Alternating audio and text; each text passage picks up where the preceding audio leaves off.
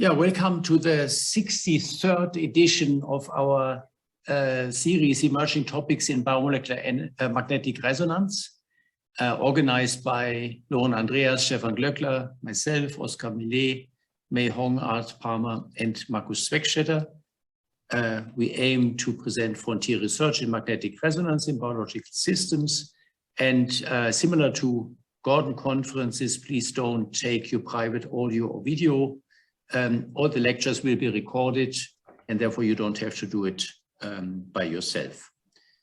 I'd like to make a little bit of an, then please type and vote on questions in the Q&A or raise your hand to speak. The latter mainly in the informal session. So normally in the formal session directly after the talks, we would be happy. It's just organizationally easier just to have questions in the Q&A. And there's also the early career webinar under the auspices of ICMRPS, organized by these people here. And the next edition is on November 3rd, and I would just like to advertise this event as well. And now I hand over to Paul Ellis, who introduces Andy Byrd. Well, thank you very much. First of all, I'd like to comment that the outreach that this program has is simply outstanding. I think you guys should get a well-deserved round of applause from all four of you. Now, it's my pleasure to introduce Andy Byrd, who was, I got an email that basically said, would you do this? Andy was a graduate student in the 70s. Well, that was a long time ago. Why is he still around? He should be. Anyway, Andy actually started my interest in probe development. He made a multinuclear 18 millimeter bottle that we used to spin for sensitivity. We didn't have cryoprobes or anything like that. There were still dinosaurs running around the lab at that time. Anyway, his first attempt at it was to smash the probe. So we called Barry and said, it's out of warranty or something. Anyway, it's my pleasure to introduce him. I'm sure he'll give an exciting talk. If he doesn't, everybody can leave.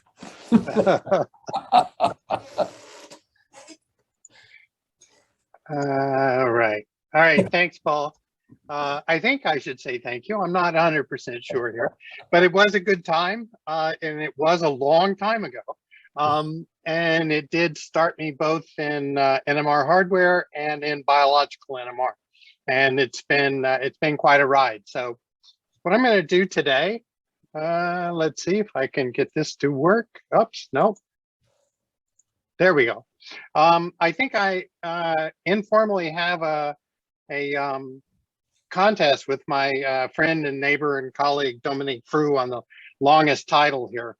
And usually that reflects that you don't know what you're going to talk about. But actually, what I want to do is give you kind of a sense. I'm going to go through work that is published and lead up to stuff that's just in preparation, and we'll go in shortly. And this has to do with looking at membrane surface complexes. And these are actually quite complicated. But before I get into that, I want to make certain that you know all the great people that have done this work. These are people in the group now or recently. The ones in blue, Olivier Subius is an outstanding membrane biophysicist that we've polluted with doing solution NMR after his solid state NMR background. And Yui Zhang is working on the projects I'm going to tell you about. And Jess Lee, who handles all the engineering, and you'll see that that's a significant component. Some of the other people have been involved at various stages of this work. These are the three key players for the work I'll show you today. And I want to mention we have a great collaboration with Paul Randazzo, my colleague at NCI, and he's the one that got me interested in the system. And you'll see the collaboration with Frank Heinrich and Matthias Lusche at NIST and Carnegie Mellon. And then molecular dynamics, Shashank Pant and Imad Tashkhorshid. And a little bit of work at the end, I'll just allude to collaboration with Alexander Vogel and Daniel Huster at the University of Leipzig. And I want to also mention that part of what got me into this was 2 delightful stays as a guest professor at the Technical University of Munich, where Franz Hagen and Michael Sattler were my host, and I got to know Tobias Model. Tobias is now at the University of Graz, but we all got together when I was in Munich. Okay, so as Paul said, it was a long time ago, and even after I was in Paul's lab, we did some things in membrane. I was involved with membranes, and I just show this to highlight some of the old things we did.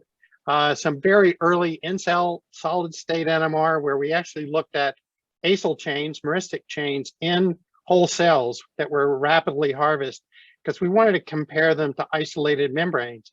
And this whole issue of how you look at things in a membrane complex, whether they're integral membrane proteins, May and many others study, or they're surface complexes, this is tough. And we wanted to know, and so we showed that the deuterium spectra were similar. And then also back in those days with my good friend Mark Rance, we studied phosphorus NMR and did this. But this is in the past, and I want to tell you about what we're doing currently. The system involves the Arf GAP-PZA, the ADP ribosylation factor 1. It's a member of the RAS superfamily. You see the phylogenetic tree here, and the Arf GAP-PZA is here. It's mainly characterized by a G domain, as all of these GAP-PZA enzymes are. And in this case, Arf1 is meristylated at the N-terminus. And in this structure, this is the soluble GDP found form. Here's GDP. The meristyl group is tucked into a cleft in this to protect it so that it can remain soluble. The membrane associated form has GTP in the nucleotide binding site. This disordered alpha helix, this disordered region forms an alpha helix, and the meristyl chain embeds into the membrane. What's interesting is there's no intrinsic GTPase activity here, and it's you wonder, is this sufficient to tether this and to go through this? So some of the questions we want to understand is about the cycling of this system. The GDP form will, in some temporal manner, associate with the membrane and interact with a guanine exchange factor, which tends to exchange literally the GTP for GDP, and then you get this membrane associated form where the meristyl group is here, and this is GTP. Now remember, this has no intrinsic activity, so it has to interact with more effectors, and in this case, it interacts with something called an Arf GAP, or a GTPase activating protein. And this is actually what then catalyzes causes the reaction to cleave phosphate and complete this cycle. And so this meristyl Arf1 GTP associated with the membrane and ASAP1 is the part that we're interested in. And of course, the ASAP1 family, the ASAP family, was discovered by my colleague, Paul Randazzo, and cloned all the original members. And he's shown that it's correlated with invasion and metastasis of cancer cells. So in this whole family, we want to understand this. And I will say, people that are in this business know quite well that in the GTPases, RAS is the kingpin in cancer. And we're not looking at RAS, but this is quite related. And I'll try and highlight some of the differences. There are clear differences in this GTPase from RAS. Okay, so let me tell you just a little bit about the Arf GAP. ASAP1, it's a multi-domain protein. This is pretty complicated. There's lots going on here, but basically the central three domains, there's a plextron homology domain, a pH domain, which is well known to be involved in membrane recognition and binding to phosphatidylinositides. There's an Arf GAP catalytic domain, and there's an anchorin repeat domain. And this three domain, these two are called ZA in our nomenclature, so PZA is the short form for this. This retains the entire Arf GAP activity of the full-length protein. So now we can use this in structural and mechanistic studies. So what have we done? I'm just going to highlight, we've done solution structures of both this tandem ZA domain and of the pH domain. And we've looked at data. This is just a model of the PZA, and we know from RDCs and SACs in a variety of ways that the pH domain is flexible relative to the ZA. There's not a fixed conformation. We also looked at the crystal structure of the pH domain, and this was shown, this was published a few years ago, and you can see that it agrees with the solution structure. You have the normal conformational heterogeneity in these flexible loops here that you would expect. But we also in that study looked at the binding of the pH domain to these PIP groups. And what we found was that it actually, using this small analog of instead of a full lipid, just with C4 chains, and it bound 2 molecules. It was a little odd because this internal site here, the so-called canonical site, is expected. That's how pH domains recognize these PIP molecules. And this was the 4-5 variant. But it also had another site over here. And there was some concern as to whether that was real. I'll come back to that. In activity, binding to PIP2, whoops, I'm skipping ahead here. Sorry, my mouse is taking over. You see that the Arf GAP activity is strongly PIP dependent, that the Arf GAP by itself has a very low activity. You see here in red, and in the presence of PIP2, it's about 4 orders of magnitude faster. So this is clearly a function, and this shows you the PIP2 lipid that's normally in the membranes. Okay, so we used solution NMR on this di-C4 molecule, and you can see all these titrations, and it works out that the 2 binding sites are real. There was concern this might be a crystallization artifact bridging molecules, but in fact, it's quite real. Okay, now, a couple of other things. What's interesting, this little N-terminal segment here that would be before the bar domain here actually is very important. If you truncate it, you get the same membrane binding affinity, but the function changes by about 2 to 2.5 orders of magnitude. So there's a lot of important features of this. And if you think of building the whole complex, you have to think about that. So this is the problem we want to look at. We'd like to understand how the ARF associates with the membrane, how the pH domain recognizes PIP2, how these things work together. Okay, so how are we going to do this? This is a tough problem. It's not an integral membrane protein. You have lots of pieces that are diffusing and moving together, and you have to figure out a way to do this at the surface. And so the way we've chosen to do this is to use nanodisc. And many people may know about this. This review is a great description of this. These things were discovered by Slager and his group.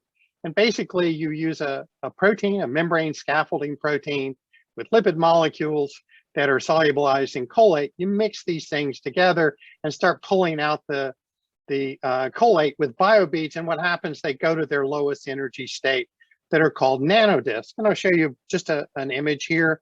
These are sort of discoidal-like things where the belt protein is in blue around the outside, and then there's a little patch of membrane. So you have a planar membrane. You don't worry about micellar curvature, et cetera. You can change the composition. You see some pink and some beige lipids. Here's a PIP2 head group sticking up. So you have a nice little patch of membrane surface that you can play with. Then Franz Hagen, when he was a postdoc with Gerhard Wagner, showed that you could take this belt protein, the so-called wild type, and remove some of the helices and make them smaller rings. And this size exclusion, you see that they get smaller. You can characterize these with small angle X-ray scattering, and you can make particles that differ in their diameter. So you can create different real estate, if you will, or acreage for your surface complex here. And you can look at these things in EM, and it's actually, they're really very nice particles. So now, how do we use these? One of the things I wanted to explain is that now the membrane is actually a ligand or a component. It's not a carrier or a vehicle. It is that, but it's actually a ligand. And so you have to characterize this well. So one of the things we looked at doing and have used is sort of using quantitative NMR analysis, in this case, P31. And you could, these particles give really nice phosphor spectra. If you make it with PC only, you get a nice single peak. You can add PS, you can have a mixture, or you can have your PIP2. And so you can see all of the components. You can analyze this. If you do it carefully, quantitatively, you know what's the composition, all the ratios and what's there. So you can confirm that. And it's very important as you go forward. But then you can also start to look at the interactions. So here's the pH domain by itself interacting with a nanodisc. And if you look at the phosphorus spectrum, what you see, as expected, the PIP2 resonances shift and broaden, showing binding. This is because there are 2 sites. If you do this as a function of PIP concentration, you get tighter binding. All of that goes. And interestingly, in this composition with PE, PS, and PC, what you see is that the PC and the PE don't change very much, but PS broadens a little bit. It's nowhere near as much as PIP, but it does play a role.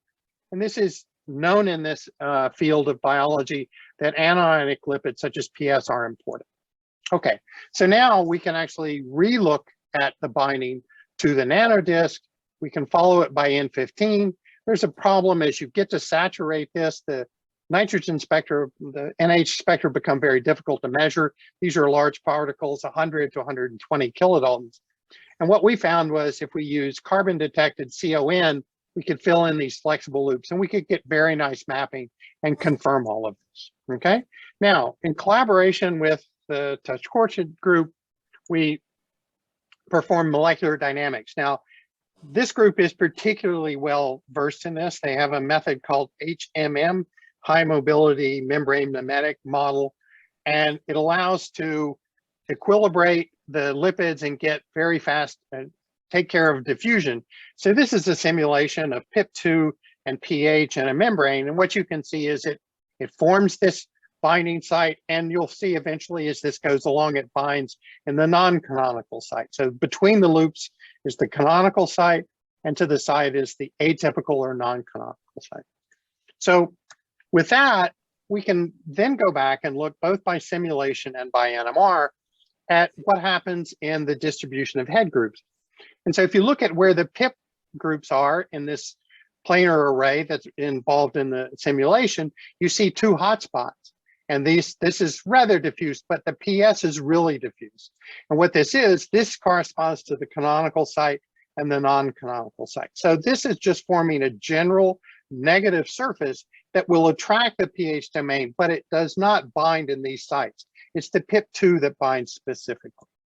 Okay, so now we want to know, the MD gives us some idea about the docking, but we want to know more about how this works. And in typical fashion, we use NMR, and now these particles are quite big, so we use methyl labeling. I show here ILVAT methyl labeling of the pH domain.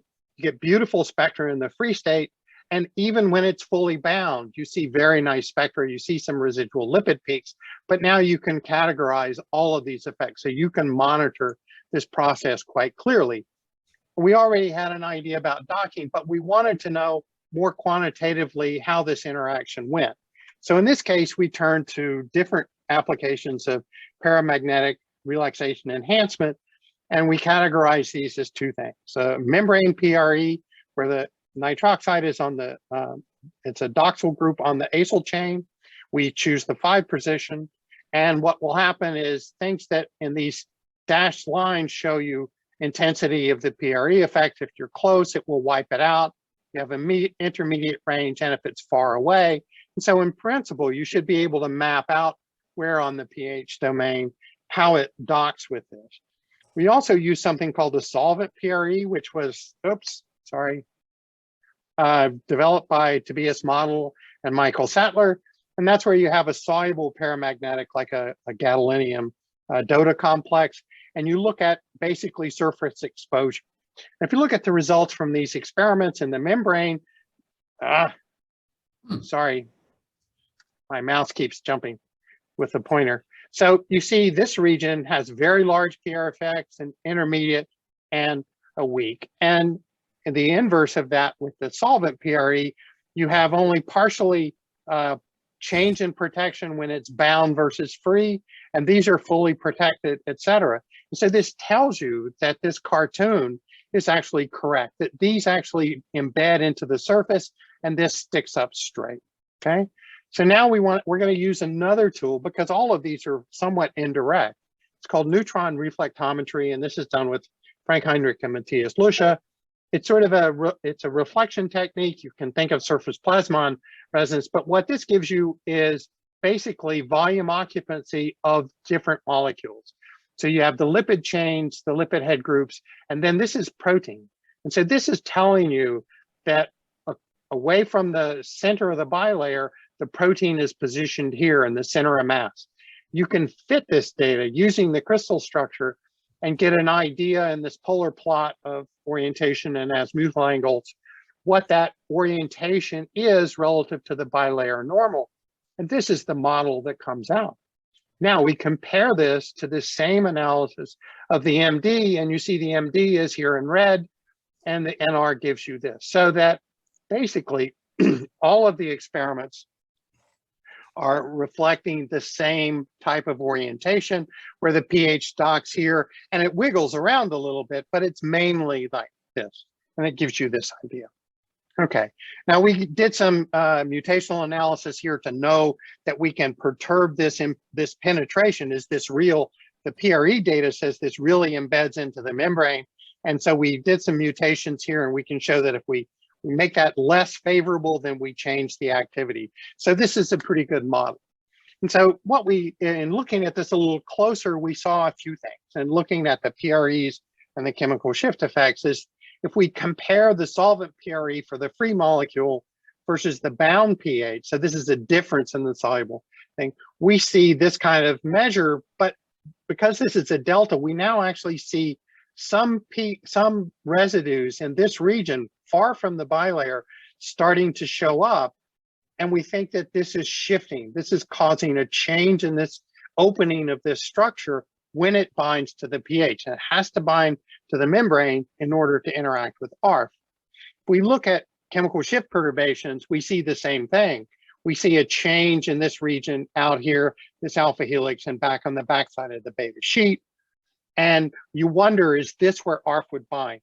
Does this play a role to allosterically change and open up this structure on this top and backside from this view that interacts with ARF? So one thing we did, you can make a soluble form of ARF that's GTP. You modify the N-terminal helix and it will remain soluble. So you can titrate this into the bound pH and monitor the same methyl groups, and now you see in the same range. So this is looking as if this is an allosteric function, and this work was published last fall.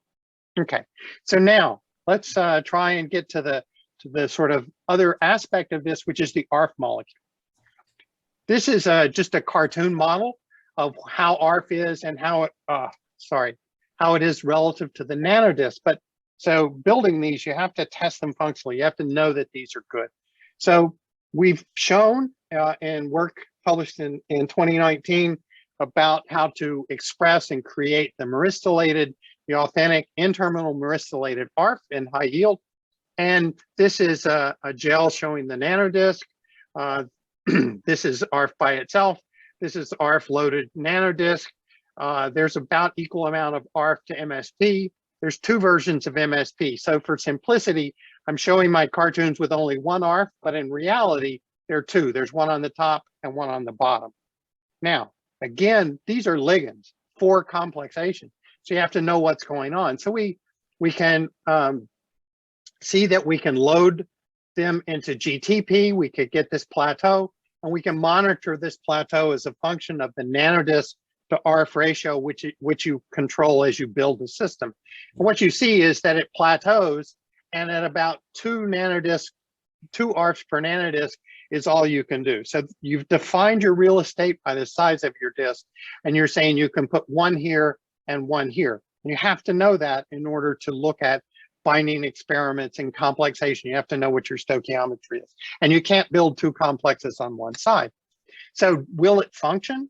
So this is GTP hydrolysis measured by fluorescence.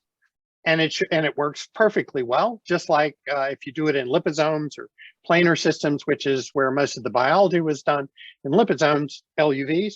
And we see the same function whether we make the nanodisk without PIP2 or with PIP2. So we've recapitulated exactly the natural system.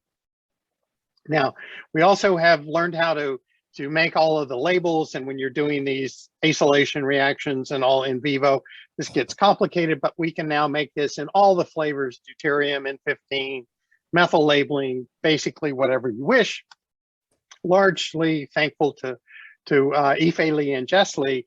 And this just gives you an idea of some of the spectra that you can get, very high quality. So that's of this particle actually with 2 ARFs.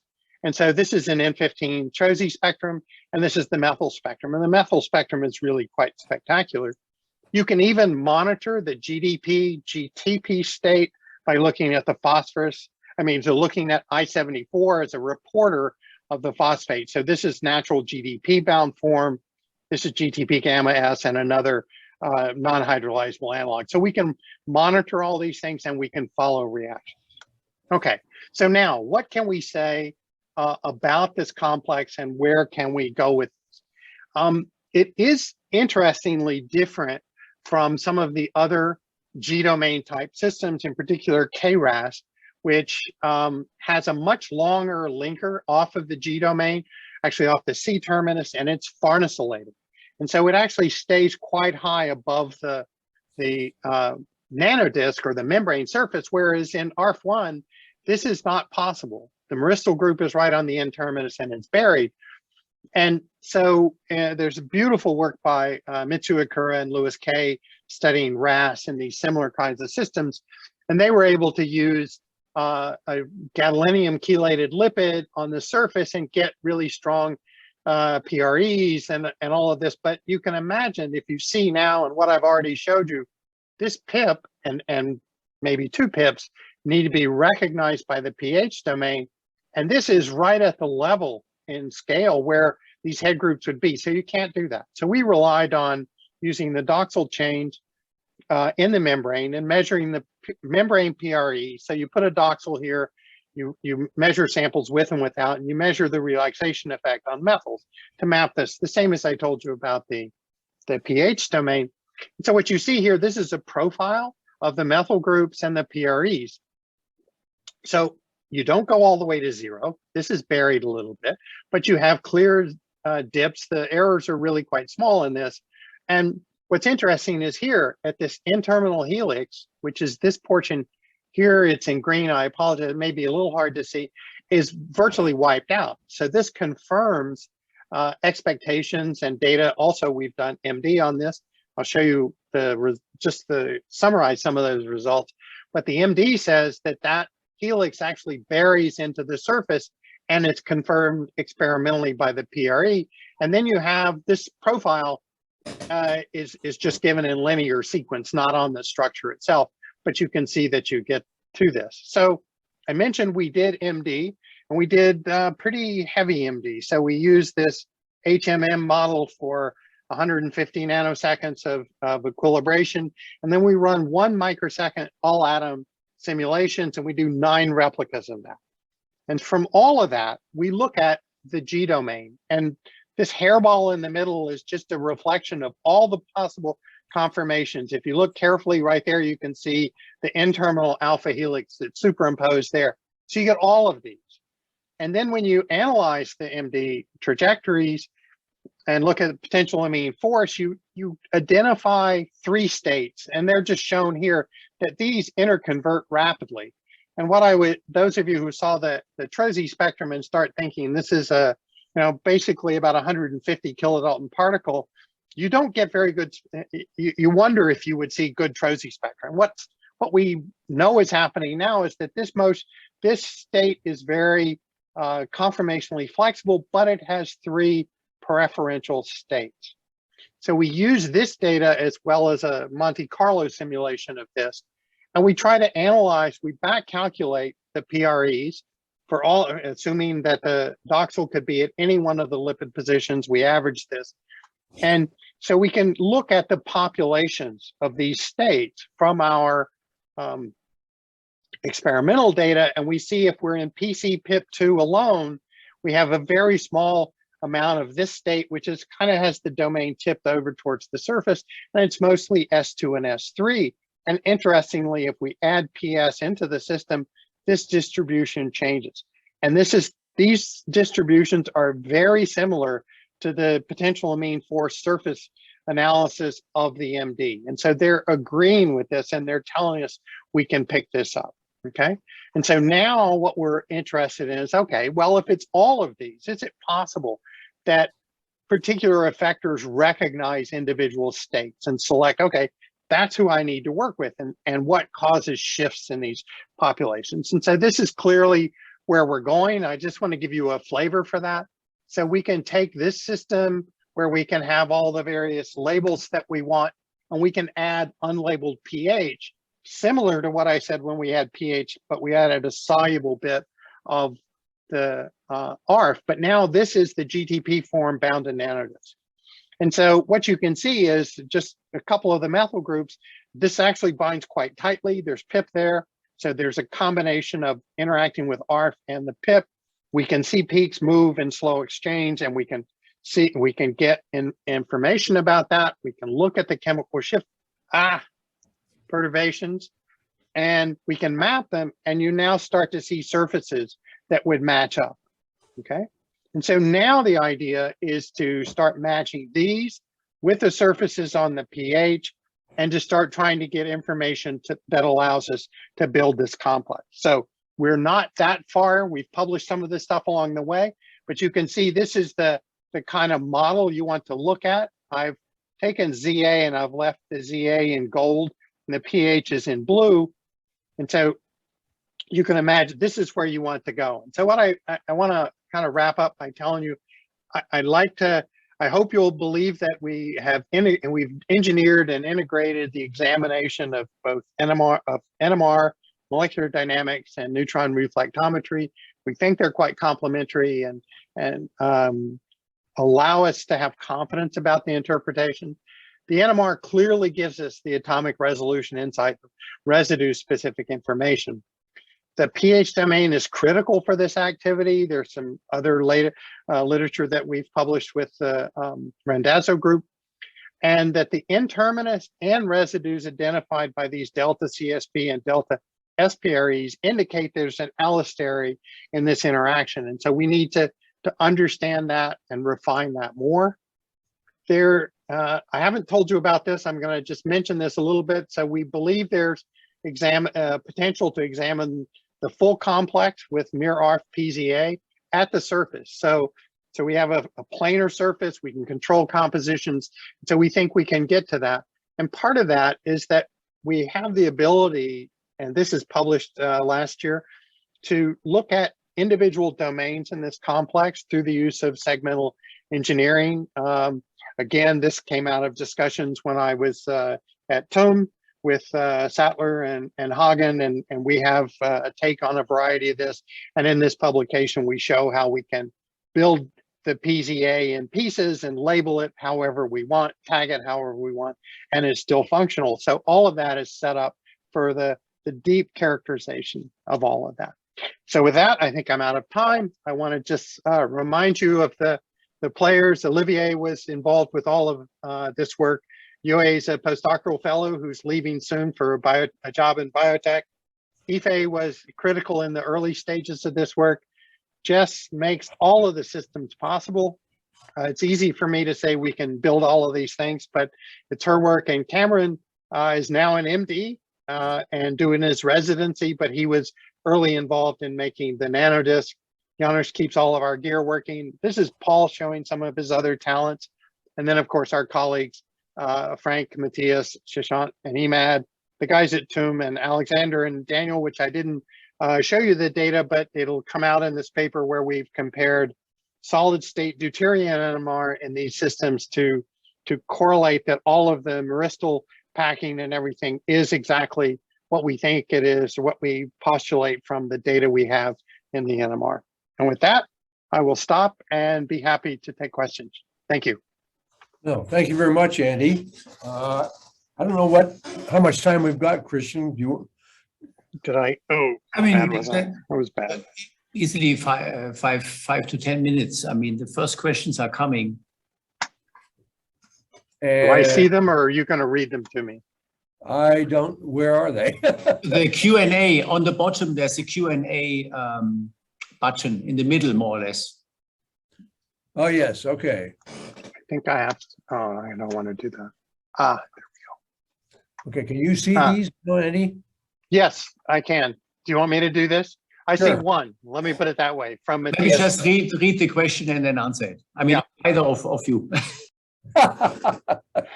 So Matthias says, can you already say whether PIP2 and pH helps to pre-orient ARF for greater accessibility of switch regions for gap binding GTP hydrolysis? Yes, in that, well, we believe that there are sets of conformations for the G domain that exist prior to pH, but pH also has a clear orientation. And I think, that's cart and horse, who comes first, right? The pH domain is going to come in and recognize PIP and ARF simultaneously. And we do see that the binding affinity for the pH to the nanodisc with ARF is higher than the nanodisc without ARF. And he says, regarding entropy, with greater flexibility, the pH side, which binds gap domain, not make binding less favorable. Yes, but I don't know whether we have a lot of flexibility there. We haven't tried to do dynamics on this yet. The spectroscopy is pretty complex, although another guy in my group worked on methyl dynamics, and we might do it through methyl dynamics. So when you build a whole particle, you really, it's complex to do nitrogen spectroscopy, so methyl is our friend. Franz Hagen, oh, hi Franz. How crucial is the myristylation for the membrane interaction of ARF? Do you produce the modified protein? It is critical. I showed you sort of a passage of the GEF interacting with ARF and going to the membrane at the same time. I think that's somewhat of a concerted process.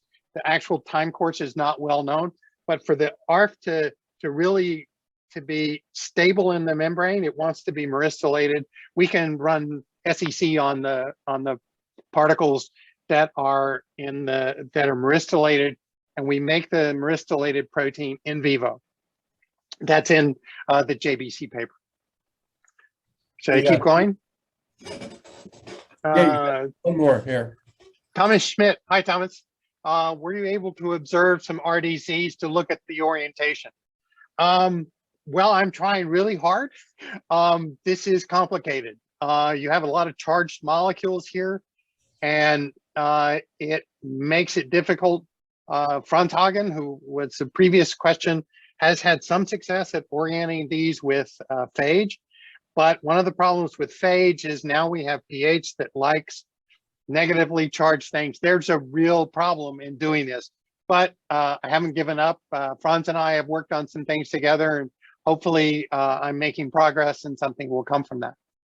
And then you said measure R1 row or other dynamic experiments. So they're part of the work that we've done and reported on is these unusual approaches to methyl dynamics to look at fast rates. I think the methyl dynamics, either using CPMGs or these adiabatic experiments that we've generated, is clear there to go there, but we have yet to get there. We will get there. Okay, Andy, why don't we end the questions there, but I've got a trivial one. Unaccustomed to such narrow lines, what sort of spectrometer are you running? Yeah. Well, so these are all done on liquid state machines with cryoprobes because, the systems, they're finicky. So we're running at about 50 micromolar concentrations. And if you remember what we did at South Carolina, that was, this is like just insane. But right. So yeah, so these are traditional cryoprobes, and we go up to 850 in megahertz for proton field. All right, thank you very much. And Christian, we'll pass it on to you, and I guess